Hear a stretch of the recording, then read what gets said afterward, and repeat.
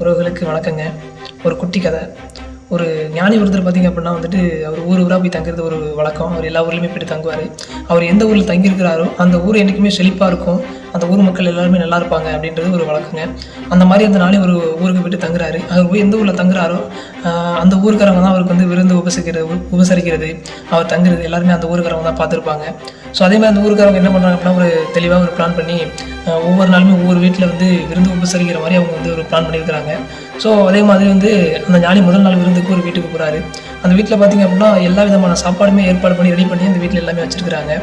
அது எல்லாத்தையுமே ஞானி அப்படியே உட்காந்து பார்க்குறாரு. பார்த்தா ஒரு விருந்து ஒன்று இருக்குது. என்ன பண்ணால் அதுதான் பாகற்காய் வந்து பார்த்தோம்னா ஞானிக்கு சுத்தமாக பிடிக்காதான்.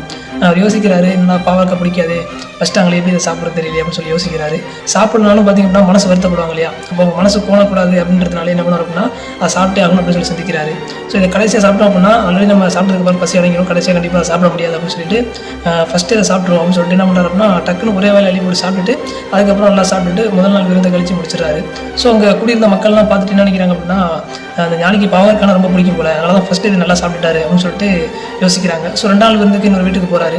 அந்த வீட்டுக்கு போனால் பாவக்காயில் ஒரு 2-3 கூட்டு பாவக்காய் கூட்டாகவே இருக்குது. என்ன அப்படி உடனே அவர் யோசிக்கிறாரு, ஏன்னா நமக்கு பாவக்காவே பிடிக்காது, நேற்று ரொம்ப ரிஸ்க் எடுத்து சாப்பிட்டோம், இன்றைக்கி பார்த்தோம்னா 2-3 கூட்டு பாவக்காய் கூட்டு இருக்கே அப்படின்னு சொல்லிட்டு யோசிக்கிறாரு. ஸோ மறுபடியும் என்ன பண்ணால் வேறு வழி இல்லை, நம்ம கண்டிப்பாக சாப்பிடாம இருக்கக்கூடாது, சாப்பிட்டே ஆகணும் அப்படின்னு சொல்லிட்டு மறுபடியும் அந்த பாவக்காய் முன்னாடி சாப்பிட்டு மற்ற சாப்பாடு எல்லாமே கடைசி தான் சாப்பிட்றாரு. அதுக்கப்புறம் 3ஆவது வீட்டுக்கு போகிறாரு.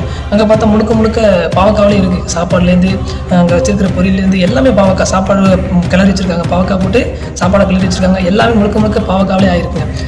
அதையுமே என்ன பண்ணுறாரு அப்படின்னா இந்த ஒரு இது மறுப்பு சொல்லாமல் சாப்பிட்றாரு. இதேமாதிரி 30 நாள் கடந்து போகுது. 30 நாளோட அவரோட இது முடியுது. 30 நாள் முடிஞ்சதுக்கப்புறம் பார்த்தோம் அப்படின்னா அவருக்கு பாவக்காய் அப்படின்றது வந்து ரொம்ப பிடிச்சி போச்சுங்க.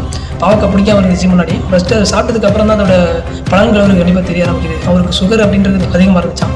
ஸோ இந்த ஊருக்கு வந்து தொடர்ச்சியாக அவர் கண்டினியூஸாக பாவக்காய் சாப்பிட்டதுக்கு அப்புறமே அவர் சுகர் அப்படின்றது என்ன அப்படின்னா சுத்தமாக இல்லை அப்படின்ற மாதிரி அவருக்கு தெரிய வந்திருக்கு. அப்போ தான் ஒரு விஷயத்தை புரிஞ்சுக்கிட்டாரு, எந்த ஒரு கசப்பான விஷயத்தில் தான் நமக்கான பலன் இருக்கும் அப்படின்னு சொல்லி புரிஞ்சுக்கிட்டாராங்க. ஸோ நம்மளும் அந்த மாதிரி தாங்க. நமக்கு வந்துட்டு ஒரு செயலை செய்யறதுக்கு வந்து கண்டிப்பாக யோசிப்போம், இது வந்து நமக்கு பிடிக்கலையே, கசப்பாக இருக்குது அப்படின்ட்டு.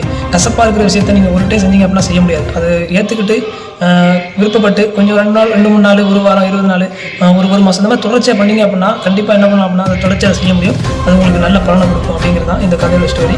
ஸோ அதுக்கப்புறம் அவர் இந்த ஞானி பார்த்தோம் அப்படின்னா எங்கே விருந்துக்கு போனாலுமே எனக்கு பாவக்காய் விட்டு வைங்க அப்படின்னு சொல்லி கேட்டு வாங்கி சாப்பிடுவாங்க. அந்த மாதிரி தாங்க ஒரு விருப்பமில்லாத செய்கிறவங்களால எடுத்தோன்னு செய்ய முடியாது. நீங்கள் கொஞ்சம் கொஞ்சமாக கண்டிப்பாக செஞ்சீங்க அப்படின்னா அது தொடர்ச்சியாக உங்களுக்கு கண்டினியூஸ் ஆகும். அது வந்து உங்களுக்கு நல்ல பலனை கொடுக்கும் அப்படிங்கிறது அந்த கதையோட மரம்.